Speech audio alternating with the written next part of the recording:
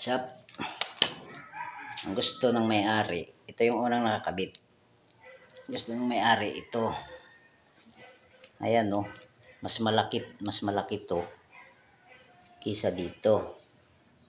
Kaya ito kahit may ano siya, kasyang kasya. Kahit may ganito siya.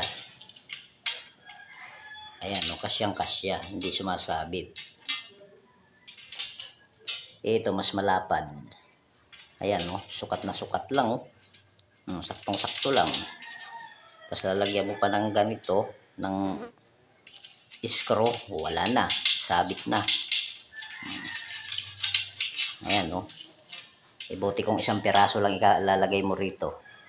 Marami yan, siyempre, didikit mo sa ano eh.